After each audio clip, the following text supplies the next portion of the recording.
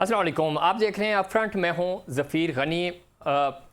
Budget 2026-27 की तैयारियां हो गई हैं और बजट की तारीख बदलती रही। तीसरी दफ़ा अब ये तारीख दी गई है और देखना यह है कि अब चूँकि फ़ाइनल हो चुका है, वफाक और सूबों में इत्तफ़ाक हो गया है दिफाई बजट के हवाले से भी, और ख़ास तौर पे कौमी इक़्तिसादी कौंसल ने सालाना तरक्याती प्रोग्राम और अहम माशी अहदाफ की मंजूरी भी दे दी है। ज़्यादा से ज़्यादा वसाइल पैदा करना और दिफा के लिए वसाइल की फरहमी हमारी तरजीह है, प्राइम मिनिस्टर ने कहा है आज। और मेशर में मैक्रो लेवल पर बेहतरी भी आई है। क्या ये बेहतरी आम आवाम तक इसके जो का फ़ायदा है वो पहुंचा या नहीं, ये भी हम प्रोग्राम में डिस्कस करेंगे। और साथ ही साथ प्राइम मिनिस्टर ने यह भी कहा कि ईरान अमेरिका वार से पाकिस्तान की इकॉनमी जो है वो मुश्किलात का शिकार रही। और हमने देखा कि दुनिया में पेट्रोल के लिए लंबी लंबी कतारें लगी रहीं, लेकिन कम अज़ कम पाकिस्तान में ये सूरत हाल नहीं थी और हमने आवाम को रिलीफ देने की भी कोशिश की। ये अदाद शुमार और ये रिलीफ किस हद तक रियलिस्टिक है, इस पे भी बात करेंगे। और दिफाई बजट वफाक की ज़िम्मेदारी है, सूबों पे इसका बोझ ना डाला जाए, बैरिस्टर गौहर का ये बयान। और इससे पहले हमने देखा कि सूबे जो हैं वो इस बात पे थोड़ा सा उन्होंने रेजिस्ट किया, लेकिन अब चूँकि तमाम मुत्तफ़िक हो गए हैं कि वफाक को इसका शेयर मिलेगा दिफाई बजट के हवाले से। ख़ास तौर पे इकॉनमी क्या कर रही है, कैसे बेहतर होगी, IMF का कितना प्रेशर है, और ये वाकई में कोई अवाम दोस्त, जिस तरह हम साल साल सुनते आते हैं कि जब भी बजट आता है कि ये अवाम दोस्त बजट है, अवाम दोस्त बजट है, लेकिन अवाम के लिए इस बजट में हमें कुछ नहीं नज़र आ रहा। और जो एक्सपर्ट हैं, जो इस बजट को समझते हैं, अदाद व शुमार को समझते हैं, वो कैसे देखते हैं। ज़बरदस्त गेस्ट हमारे साथ मौजूद हैं। जनाब डॉक्टर सलमान शाह साहब, साबिक़ वज़ीर ख़ज़ाना हैं और इकॉनमिस्ट हैं, अदाद शुमार को बहुत बेहतर तरीके से जानते हैं। हमारे साथ वीडियो लिंक के हमें ज्वाइन किया है। डॉक्टर साहब खुश आमदीद कहते हैं आपको शो में। शुक्रिया जी। डॉक्टर साहब किस तरह देखते हैं, हुकूमत के दावे हमेशा से ही इस तरह के रहे? हमने माजी में भी देखा कि बड़ा कोई फ्रेंडली बजट लेके आ रहे हैं, अवाम दोस्त बजट लेके आ रहे हैं। जब नंबर्स आते हैं तो पता चलता है कि टैक्सेस की भरमार है, रिलीफ कहीं नज़र नहीं आता। अभी इस बजट में आपको क्या, आप किस तरह देख रहे हैं, कोई रिलीफ होगा? ऑलरेडी IMF का बहुत ज़्यादा प्रेशर है, टैक्सेस भी हैं डायरेक्ट और इनडायरेक्ट। आप किस तरह देखते हैं कि कुछ किसी एक ऐसे सेक्टर में जहां आवाम को कोई रिलीफ मिलता हुआ नज़र आए? देखें, ये रिलीफ वाली बात तो हर साल होती है और हर साल हमें पता है कि कोई रिलीफ नहीं मिलता, और उसकी एक बड़ी सिंपल वजह है, वो है पाकिस्तान में आपने एक मायदा किया हुआ है IMF के साथ, और उसमें बहुत सी कंडीशन है, लेकिन सबसे जो बाइटिंग कंडीशन है वो है प्राइमरी सरप्लस की। जी अब आम आदमी के लिए प्राइमरी सरप्लस उसे समझ नहीं आएगी, बट वो सिर्फ ये कहती है ये कंडीशन कि पाकिस्तान की हुकूमतें, फेडरल गवर्नमेंट, प्रोविंशियल गवर्नमेंट, सारी हुकूमतें मिला के जो अखराजात करेंगी वो टैक्स रेवेन्यू से पूरा किया जाएगा, और टैक्स रेवेन्यू इतना कलेक्ट किया जाएगा कि वो GDP का कम से कम खर्चों के बाद 2% बचेगा, और वो जो 2% है उसको हम प्राइमरी सरप्लस कहते हैं। जी जी। और वो 2% से फिर आप सूद की अदायगी करेंगे, और बाकी अगर सूद की कुछ रह गई इसके बाद तो वो फिर आप थोड़ा सा बोरो कर सकते हैं। सो ये जब आपने IMF के साथ कंडीशन साइन कर ली हुई है, तो अब मसला आ जाता है कि आपके पास वो ताकत, बोरोइंग ताकत अब नहीं है फेडरल गवर्नमेंट के पास कि वो जाए और स्टेट बैंक से जाके पैसे ले ले और अपने अखराजात पूरे कर ले। सो उसके पास दो तरीके हैं कि ये इस मसले को कैसे हल करें। नंबर एक तरीका जो होना चाहिए मेरी नज़र में, जी जी। वो ये है कि आप अपने अखराजात कम करें। 50-60 मिनिस्टर जो फेडरल गवर्नमेंट में बैठे हैं उनको आधा कर दें, कुछ डाउन साइजिंग करें, तमाम महकमे जो आवाम को कोई फ़ायदा नहीं पहुँचा रहे बट सिर्फ खर्चा करते हैं, उनको बंद करें। क्योंकि अब अगर आईएमएफ प्रोग्राम आपने किया है कि आपकी इकॉनमी 25 दफ़ा आईएमएफ के पास गई है, तो वो आपने अपने आप को ठीक नहीं किया। तो अब अगर आप ये प्राइमरी सरप्लस पूरा नहीं करेंगे, जी। तो फिर आप एक किस्म के टर्मिनल हो जाएंगे। तो आपको अपने अखराजात कम करने की ज़रूरत है। लेकिन फेडरल गवर्नमेंट ये अखराजात कम करने के लिए तैयार नहीं है, ठीक। और वो सूबों को कह रही है कि भाई आप जो है अपने अखराजात कम करके जो पैसा बचे वो हमें दें, ताकि हम उसको खर्च कर सकें। सो ये मसला है।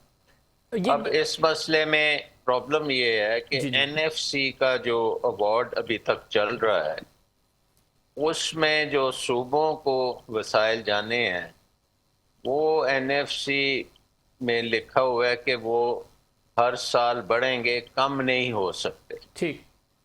सो अब ये नया जो एनएफसी बनना था, इसमें पहले तो इरादा था कि शहरी सूबों का कम कर दिया जाए 56-57 से, उसको 6-7% कर कम करके 50-50 हो जाए। लेकिन वो सूबे मानते नहीं हैं इस बात को, क्योंकि आपकी एक शर्त है कि आप सूबों का शेयर कम नहीं करेंगे। तो दूसरा ऑप्शन ये है कि फेडरल गवर्नमेंट अपने अखराजात कम कर दे, वो भी नहीं, फेडरल गवर्नमेंट नहीं मानती। तो अब ये मुझे लगता है, मैं ये एनालिसिस आपको दे रहा हूँ, जी। कोई मुझे अंदरूनी खबर तो नहीं पता।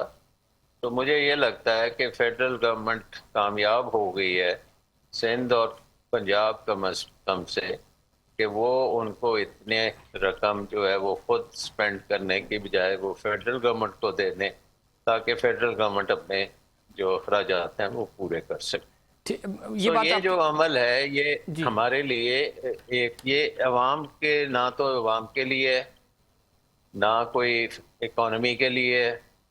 ये प्योर एंड सिंपल ट्रांजैक्शन है जो फेडरल गवर्नमेंट करना चाहती है कि वो अपना अखराजात कम ना कर सके, और वो प्रोविंसेस को फोर्स कर रही है कि वो उन अखराजात को पूरा करने के लिए वो उसको अपने रिसोर्सेज देने, और वो अपने जो प्रोविंशियल गवर्नमेंट ने काम करने हैं वो बेशक ना करें। बिल्कुल सो आप ये ठीक कह रहे हैं, सिचुएशन। लेकिन इसमें डॉक्टर साहब इम्पॉर्टेंट ये भी है ना कि कब तक वफाक डिपेंड करेगा सूबों पे। वैसे जब हम पॉलिटिकली स्लोगन्स देखते हैं तो वफाक इकाई तो बनता है, फिर सूबे जब अपना रेवेन्यू जनरेट कर रहे हैं तो वफाक को भी तो अपनी जगह पे काम करना होगा। तो वो क्यों फेल हो रहा है, टेक्निकल कहाँ पे इश्यूज आ रहे हैं, इस पे भी रोशनी डालिएगा। प्लस ये कि तहफ़्फ़ुज़ात तो अभी भी सुनी सूबों को बात। हैं, सूबों ने मान तो लिया, जो एक दिफा के लिहाज से चूंकि एक शायद प्रेशर था तो वो मान गए, बट खुशी से तो ये सब कुछ नहीं हुआ जो आज प्राइम मिनिस्टर कह रहे थे। जी, वो खुशी से नहीं होगा, बड़े जोर उनके जो आर्म ट्विस्टिंग करके ही हुआ होगा। और अभी भी कई सूबे कह रहे हैं कि जी हम अपने अखराजात क्यों कम करें। देखें, बात बड़ी सिंपल सी है, और बात ये है कि अगर फेडरल गवर्नमेंट ने जहाँ से खर्चा करना है और जहाँ से प्रोविंशियल गवर्नमेंट ने खर्चा करना है, तो वो सारी सोर्स तो अवाम है, अवाम से ही आपने पैसे लेने हैं और उस पर आपने खर्चे करने हैं। अब उसूली तौर पे जो काम फेडरल गवर्नमेंट करती है वो प्रोविंसेस को नहीं करना चाहिए। ठीक। हमारे कॉन्स्टिट्यूशन में 18th अमेंडमेंट में बहुत से महकमे हैं, मसलन ज़राअत है, इंडस्ट्री है, एजुकेशन है, हेल्थ है, ये प्रोविंशियल मैटर्स हैं। जी, जी। लेकिन हम देखते हैं कि ये प्रोविंसेस भी कम काम ये कर रहे हैं और फेडरल गवर्नमेंट फेडरल भी भी कर काम रहा कर है। रही है, जी। और डबल एक किस्म की एक्सपेंडिचर्स हो रहे हैं। तो एक स्ट्रीमलाइनिंग दोनों करने के लिए तैयार नहीं है। मेरे ख्याल में इसमें कसूरवार फेडरल गवर्नमेंट है, क्योंकि 18वीं तरमीम को अमल करना फेडरल गवर्नमेंट के ऊपर पाबंद है कि वो करे। सो अगर ये आपने काम नहीं करना तो एक ही जगह से सोर्सेज आने हैं। तो अब आईएमएफ ने आपके ऊपर लगा दिया है कि भाई आप और बोरो नहीं कर सकते। सो अगर बोरो भी नहीं कर सकते, अखराजात भी कम नहीं कर सकते, प्रोविंसेस से ही फिर आप ले रहे हैं, क्योंकि प्रोविंसेस पे आपने जोर लगाया है और वो मान गए हैं। अगर ना मानते तो शायद उनके साथ हुकूमतें वहाँ पे डिस्टेबलाइज हो जाती। सो बहरहाल आई थिंक इशू पाकिस्तान में ये नहीं है कि फेडरल गवर्नमेंट क्या खर्च करती है और प्रोविंशियल गवर्नमेंट क्या खर्च करती है। असल में प्रॉब्लम है पाकिस्तान में डेवलपमेंट जो है वो नहीं हो रही, और पाकिस्तान में इन्वेस्टमेंट जो है नहीं हो रही। हमारे अपने सरमायादार भी इन्वेस्ट नहीं कर रहे और बैरून मुल्क से भी कोई इन्वेस्टमेंट नहीं हो रही। शाह साहब, और हमारे मुल्क में ये मेरी बात पूरी सुन लें जी जी कि कम से कम 2008 जब मुशर्रफ साहब की गवर्नमेंट गई और उसके बाद पीपल पार्टी की गवर्नमेंट आई और उसमें कोalition थी मुस्लिम लीग की। 2008 से लेके 2026 आ गया है, पाकिस्तान में इन्वेस्टमेंट जो है वो नहीं हुई। इन्वेस्टमेंट टू जीडीपी रेशियो जो है वो तकरीबन 10 से 15% के दरमियान ही रही है। जहाँ देखा जाए तो हिंदुस्तान में वो कोई 30-35% है, बांग्लादेश में 30-35% है, चाइना में वो 40% से भी ज़्यादा है। सो बेसिकली हमारे मुल्क में 2008 से ऑनवर्ड्स जितने भी IMF प्रोग्राम हुए हैं जी, वो सारे के सारे टैक्सों के ऊपर फोकस रहे हैं कि टैक्स को कैसे बढ़ाया जाए। उन्होंने नहीं देखा कि इन्वेस्टमेंट को कैसे बढ़ाया जाए। ठीक है। अगर उनका फोकस होता कि इन्वेस्टमेंट को बढ़ाया जाए तो वो अपने अखराजात कम करते, डीरेगुलेट करते, जी जी प्राइवेटाइज करते। जो कानून बने हुए हैं जिसको ब्यूरोक्रेसी को जो पावर कर देते हैं कि हर काम में अमल करें, दखल दें, वो कानून कम करते, डिसेंट्रलाइज करते, जो लोकल लेवल तक तो कोई पैसा जाता ही नहीं है। शाह साहब, आप दुरुस्त फरमा रहे हैं, लेकिन इसके प्रपोजल भी आते रहे। आप तो खैर ज़ाहिर खुद बहुत बेहतर जानते हैं, आपने मुशर्रफ साहब के दौर की बात की तो। लेकिन ऐसा क्या हुआ कि ना तो हमारी लोकल प्रोडक्शन जो है वो बेहतर हो सकी और ना ही सरमायाकारी असल जो जहाँ से किसी भी मुल्क को फ़ायदा होता है कि बाहर की इन्वेस्टमेंट आए। लोकल प्रोडक्शन अगर आपकी बढ़ भी जाए तो वो तो खैर ज़रूरी है, बट बाहर से सरमायाकारी आना बहुत ज़रूरी है। उसके ऊपर किसी भी दौर में क्यों फोकस नहीं किया गया, और अगर किया भी गया तो फेल कहाँ हुए हैं? जी, फेल हम हुए हैं क्योंकि नौकरीशाही जो है वो कंट्रोल करती है आपका एनर्जी सेक्टर।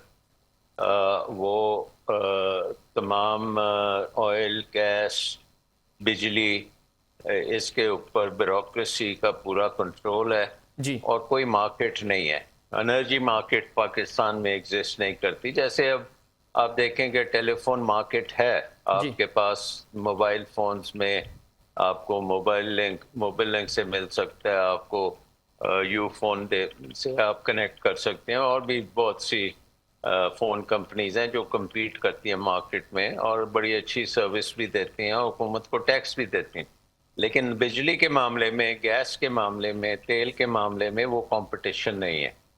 और ये 1990 में डिसाइड हुआ था कि एनर्जी सेक्टर जो है इसको competitive बनाया जाएगा और मार्केट बेस्ड बनाया जाएगा। तो ब्यूरोक्रेसी ने ये काम नहीं होने दिया और ना ही सियासतदानों ने ये काम किया। सो नंबर 1 तो हमारा इशू जो है वो एनर्जी है, और एनर्जी दुनिया की सबसे महंगी तकरीबन पाकिस्तान में हो चुकी है, और उसकी बेसिक इनपुट इंडस्ट्री में होती है और बेसिक इनपुट एग्रीकल्चर में भी बिजली की और ऑयल एंड गैस की जो खपत होती है।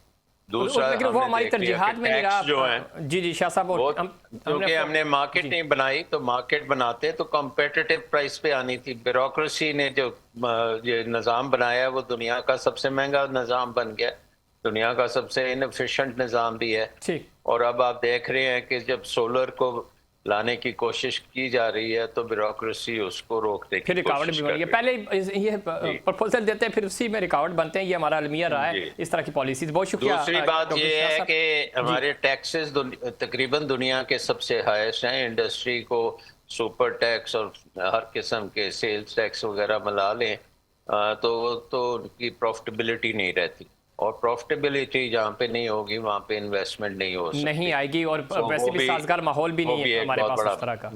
ये बड़ा इशू है। बहुत शुक्रिया आपने प्रोग्राम में वक्त दिया। दहशतगर्दी जी जी शाह साहब, बहुत शुक्रिया, आपने प्रोग्राम में वक्त दिया और इंशाल्लाह ताला नेक्स्ट किसी प्रोग्राम में फिर आप से बात होगी, ख़ास तौर पे अब जो बजट आ रहा है उस हवाले से। और हमें ज्वाइन किया है जनाब डॉक्टर शाहिद हसन सिद्दीकी साहब ने। हमारे माशियात हैं और ख़ास तौर पे जब बजट की बात होती है और ये अदाद शुमार की, तो उस पर बड़ी गहरी नज़र रखते हैं और बड़ा खुलकर इसके ऊपर गुफ्तगू भी करते हैं। डॉक्टर साहब, खुश आमदीद कहते हैं आपको शो में। देखिए, सब सुन पा रहे हैं आप मुझे? हेलो जी जी। डॉक्टर साहब, किस तरह देखते हैं अब बजट आ रहा है? अब हमेशा हम सुनते आए हैं ये बजट बड़ा, हर बजट ही आवाम दोस्त होता है, लेकिन होता नहीं है। इक़्तिसादी सर्वे कल पेश किया जाएगा, उसके अहम नुकात भी सामने आ गए। आप देखते हैं कि कुछ हुकूमत तो दावे कर रही है कि हम रिलीफ देंगे, और वो इधर उधर की बातें तो बहुत ज़्यादा हो रही हैं कि फ़लाँ मुल्क में लाइन लगी हुई थी, हमारे पास ये नहीं था, फिर भी हमने सर्वाइव किया। लेकिन एक्चुअली कुछ चीज़ें इसमें हैं कि कोई ऐसा सेक्टर, कोई नंबर्स जो आप बता सकें हमारे नाज़रीन के लिए कि वो एरिया है जहाँ पे कोई आवाम के लिए कोई रिलीफ है, आवाम को कोई फ़ायदा होगा इसका, इस बजट का? ये मेरा ख्याल ये था कि आवाम को सही बात बता देनी चाहिए। जी जी। माजी में भी दावे होते रहे हैं, इस बजट में भी होंगे, इसको भी आवाम दोस्त कहा जाएगा। लेकिन मैं आपको पूरी जिम्मेदारी से बता दूं कि आवाम दोस्त बजट पाकिस्तान में आता ही नहीं है। खासतौर से 1988 से जब हम IMF के प्रोग्राम में हैं, तो IMF के प्रोग्राम की आड़ लेकर, उसकी शराइत की आड़ लेकर, जो ये शराइत नहीं होती, आवाम को कुचला जाता है, आवाम पर टैक्सों का बोझ डाला जाता है, और जो ताकतवर तबके हैं, सनतकार हैं, ताजिर हैं, प्रॉपर्टी वाले लोग हैं, एग्रीकल्चर वाले लोग हैं, इन सबको बेतहाशा बरात दी जाती है और तरक्याती खर्चात में कटौती कर देते हैं, सेहत के बिल में कटौती कर देते हैं, तालीम के बिल में कटौती कर देते हैं।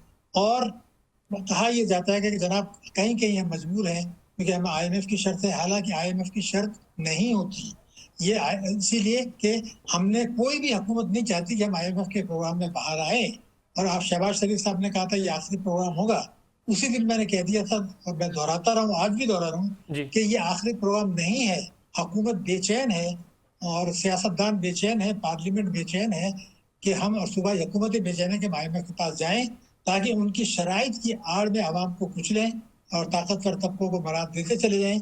तो इस वजह से तनख्वाहदार तबकों को कुछ बरात अगर देंगे भी तो दूसरे हाथ से उनकी दूसरी जेब से उससे दुगना तीगना निकाल लिया जाएगा, तो आवाम के लिए कभी कुछ नहीं होगा। ठीक। डॉक्टर साहब, आप हमेशा खरी सच्ची बात करते हैं और करते रहे हैं, हुकूमत कोई भी हो, लेकिन जो इकॉनमी या जो आप जिस फहम फरासत आपकी है उसके मुताबिक ही आप बात करते हैं। तो ऐसा कैसे मुमकिन है? IMF में जाना तो कोई बुरी बात नहीं है, दुनिया जाती है, ज़ाहिर है जब आपको ज़रूरत पड़ती है। अमेरिका इस वक्त सबसे बड़ी ताकत है, लेकिन वो सबसे ज़्यादा मकरूज़ भी है। तो लोग कर्जा भी लेते हैं, कर्जे से फ़ायदा उठाते हैं और वो कर्जा वापस कर देते हैं और अपने पाँव पे खड़े हो जाते हैं। हम IMF में गए, IMF से बाहर भी निकले, बांग्लादेश IMF में गया, बाहर निकल गया, भारत गया, बाहर निकल गया। हम क्यों नहीं निकल पा रहे? ऐसे इकदाम हम भी तो कर सकते हैं कि चलें ठीक है, 2 साल 4 साल कड़वी गोली खा लें और उसके बाद वापस आ जाएं और हम खुशहाल हो जाएं। क्या रुकावटें हैं? देखिए, 1988 से अब तक 16 प्रोग्राम हुए हैं जी, और 1958 से अब तक 24 प्रोग्राम हुए हैं। जी। पाकिस्तान दुनिया के उन मुल्कों में शामिल है जो बार बार IMF के पास जाते हैं और हर हुकूमत कहती है जी हमें IMF से निकलना है, लेकिन वो बेचैन होते हैं कि IMF के प्रोग्राम में रहें। ठीक। असल बात क्या है, अमेरिका ये चाहता है कि पाकिस्तान IMF के प्रोग्राम में रहे, क्योंकि पाकिस्तान को की मदद की जरूरत उनको होती है दहशतगर्दी की जंग में, उम्मत मुस्लिमा के मामला में, तो वो IMF को इस्तेमाल करते हैं। IMF ये चाहता है कि पाकिस्तान की मईशत कभी ठीक ना हो, लड़खड़ाती रहे, ताकि वो उन पर इन्हिसार रहे। हुकूमतें, वफाकी हुकूमत, सूबाई हुकूमत, स्टेट बैंक, FBR, सिविल और मिलिट्री ब्यूरोक्रेसी, बैंक्स, इस्लामी बैंक्स, FBR, ये सब बेचैन होते हैं कि हम IMF के प्रोग्राम में रहें, क्योंकि ये कहते हैं ये IMF की शर्त है। मैं आपको यकीन दिला रहा हूँ 99% IMF की शराइत नहीं होती, हुकूमत पाकिस्तान की शराइत होती हैं, जो ताकतवर तबकों को नवाजते हैं, आवाम को कुचलते हैं और कहते हैं ये IMF की शर्त है। IMF की शर्त नहीं है। IMF तो 2-3 शर्तें लगाता है, बजट खसारे को कंट्रोल करें, प्राइमरी सरप्लस दें, बस। असल जो खराबियां हैं वो कभी भी IMF नहीं बताता भी नहीं है, ना कहता है। मतलब सबसे बड़ी खराबी ये है मेरे हिसाब से कि हमारे जो इम्पोर्ट्स हैं वो एक्सपोर्ट से दुगने से ज्यादा है। ऐसे कैसे हो सकता है भाई? हमारी 10 महीने में इम्पोर्ट्स है $25 अरब, सॉरी $57 अरब, एक्सपोर्ट है $25 अरब, दुगने से ज्यादा है। तो आप अगर दुगने से ज्यादा इम्पोर्ट करेंगे तो इसका मतलब ये है कि आप उसके प्रोग्राम से नहीं निकलना चाहते। इसी तरीके से बैंक्स हैं, वो कर्जा देने के बजाय हुकूमत को सरमायाकारी शुरू कर दी। ये दुनिया का पाकिस्तान शायद वाहिद मुल्क है, क्योंकि मैं ये बात इसलिए करता हूँ कि पाकिस्तान के मैं सीनियर तरीन बैंकर्स में हूँ, और मैंने इस वक्त, और मैंने यूरोप में, मिडिल ईस्ट में, अफ्रीका में, पाकिस्तान में बैंकिंग की है। दुनिया में एक मुल्क नहीं बता सकते कि कमर्शियल बैंकों ने 39,000 अरब रुपया हुकूमत को दिया है सरमायाकारी, और कर्जे दिए हैं 14,000 अरब रुपये। जिनका काम है कर्जे देना, उन्होंने दुगने दे दिए। उससे क्या होता है कि मीशत तरक्की नहीं कर रही, और हुकूमत को कहते हैं कि बजट खसारा अगर आपका कंट्रोल नहीं हो रहा तो आपको फिक्र की जरूरत ही नहीं है। ना आप टैक्सों की आमदनी बढ़ाएं, ना जो है ना आप खराजात कम करें, हम आपको सरमायाकारी कर देते हैं, आपके सिक्योरिटीज में आपका काम चलता रहेगा। उनको भी मुनाफा मिल गया, बैंकों को भी मुनाफा मिल गया, स्टॉक एक्सचेंज भी ऊपर चला गया, हुकूमत के भी मजे आ गए, और मईशत तबाह हो गई, और मुल्क के कर्जे अब इतने हो गए हैं, मुझे खदशा है कि किसी वक्त IMF ये कहेगा कि जी इनको भी रिशेड्यूल कर दे, क्योंकि आपके जो कौमी बचत में लगे हुए हैं पैसे, अगर ये भी आप मुनाफा जो देते हैं या सूद, वो नए कर्जे लेके देते हैं, अपनी जेब से नहीं देते, तो हमें वो फंसा रहे हैं और हम फंस रहे हैं, और ये अशराइशिया को नवाजने के लिए। अब इसका नतीजा ये हुआ कि जो उड़ान पाकिस्तान आया था, उस प्रोग्राम से हुकूमत दस्तबरदार हो चुकी है, ऐलानिया, रिकॉर्ड पे बता रहा हूँ, खत्म हो गया। आखिरी ठीक, प्रोग्राम नहीं होगा, वो भी ये खत्म हो गया। डॉक्टर साहब बड़ा अहम नुकता आपने उठाया है। इस हिसाब से तो वही है ना, दिहाड़ीदार तबका, जिस तरह आप डेली वेजेस पे काम कर रहे होते हैं, जिस दिन नहीं करेंगे तो काम खत्म। ये तो सिक्योरिटी रख के आप उसके ऊपर सूद खा रहे हैं और उससे आप काम चला रहे हैं, आपको तो फ़ायदा हो रहा है, लेकिन मुल्क को तो कोई फ़ायदा नहीं हो रहा, आम आवाम को तो उसका कोई फ़ायदा नहीं हो रहा, कोई आपके पास प्रोटेक्शन नहीं बढ़ रही, कोई आपके पास यूथ के लिए कोई जॉब्स नहीं है, इतनी बल्क तादाद में यूनिवर्सिटी से बच्चे निकल रहे हैं, तो अपॉर्चुनिटीज़ तो नहीं मिल रही। तो ये हुकूमत की तरजीहात क्या हैं फिर, किसी भी हुकूमत की, ना सिर्फ इसकी, माजी में भी ये सब कुछ होता रहा है और होता आ रहा है, जिस तरह आपने खुद इशारा भी किया। बिल्कुल वाज़ेह बात है, आपकी सही तरजीह ये है कि ताकतवर तबकों को बराज मिलती चली जाए, बाहर से कर्जे मिलते चले जाएं, असासे बेचते चले जाएं, और जो अवाम है उनको कुचलते चले जाएं। क्यों? क्योंकि पाकिस्तान में जो बात है, जैसे 26 मिलियन बच्चे स्कूल नहीं जा रहे, जो दुनिया की सबसे बड़ी तादाद है। आइन कहता है 25 अलिफ कि जनाब आपको लाजमी और मुफ्त तालीम देने 6 साल से 16 साल के बच्चे। कोई हुकूमत नहीं कर रही, और हमारे सुप्रीम कोर्ट रात को 12 बजे सुप्रीम कोर्ट के खोलते हैं कि इलेक्शन कराएं, तो कभी इसके लिए भी तो खोले ना कि भाई तालीम के लिए क्या हो रहा है 25 अलिफ। मसला क्या है कि इलेक्शन जब आप कराए जाते हैं, उस पर मंशूर पर कोई पार्टी ने आज तक अमल नहीं किया। तो इलेक्शन का मकसद क्या है, मैं पूछना चाहता हूँ। इलेक्शन के बाद जो हुकूमतें आती हैं, वो मंशूर को उठा के फेंक देती हैं, आइन को उठा के फेंक देती हैं। तहरीक इंसाफ ने यही किया, आज भी सूबे में वही कर रहे हैं। पीपल्स पार्टी सिंध में यही किया, कर रही है, पंजाब में हुकूमत कर रही है, PMLN की वफाक में इत्तेहादी हुकूमतें कर रही हैं। अवाम को कुचलें, और अवाम ऐसे हैं कि वो सोशल मीडिया पे आप पढ़ें तो वो कहते हैं जी बेल का क्या हुआ, वो फलां सियासतदान ने क्या कहा।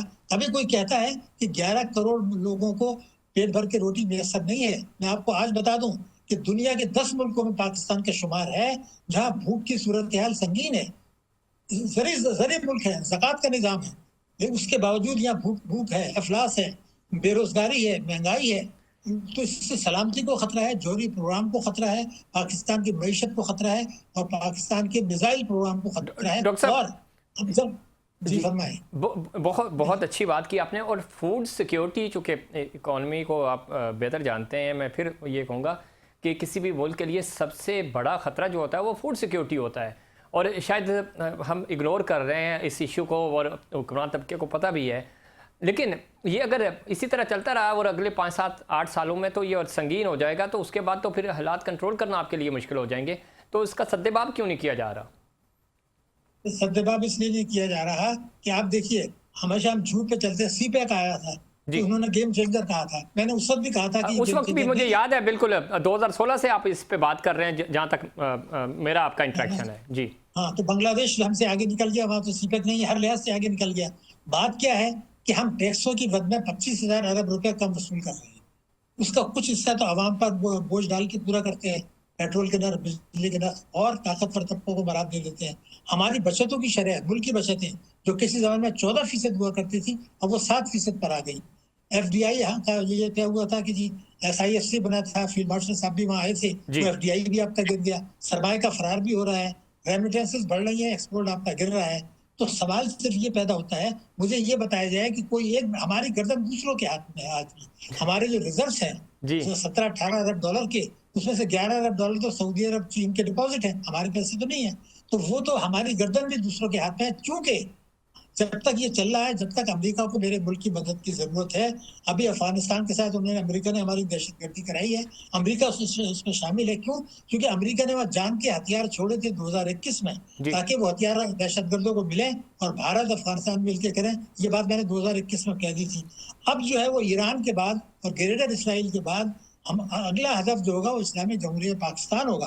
अगर उससे पहले आपने मईशत ठीक नहीं की तो आज जो हमदर्दाना रवैया है अमेरिका का वो बिल्कुल उलट जाएगा। उस वक्त वो फिर आपके साथ शराइत लगाएंगे कि जी मिसाइल प्रोग्राम को आप खत्म करें, एटमी प्रोग्राम को खत्म करें, आपकी ये सारी चीजें जो आएंगी। डॉक्टर साहब आप बिल्कुल दुरुस्त कह रहे हैं और ये कहते आ रहे हैं, मैं फिर कहूँगा। लेकिन अभी ज़रा कल बजट भी ये कल और परसों मिला के ये आ जाएगा, पेश हो जाएगा, पास भी हो जाएगा, ज़रा जो कि होना ही है। लेकिन आप जैसे जो इंटेलेक्चुअल्स हैं उनका इनपुट क्यों नहीं लिया जाता है टाइमली?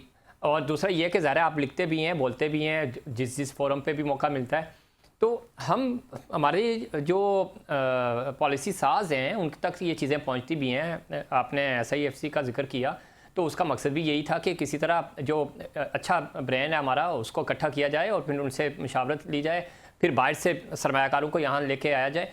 ये सब कुछ क्यों मुमकिन नहीं हो पा रहा? यही हमारे लोग बाहर जाके किसी दूसरी कंपनी, बड़ी कंपनी के लिए काम करते हैं, वहाँ पे वो इन्वेस्टमेंट ले आते हैं, वहाँ पे वो हमारे यही लोग जो हैं वो आप जैसे जितने भी लोग हैं जब वो सर्विसेज देते हैं तो कमाल की सर्विसेज होती हैं।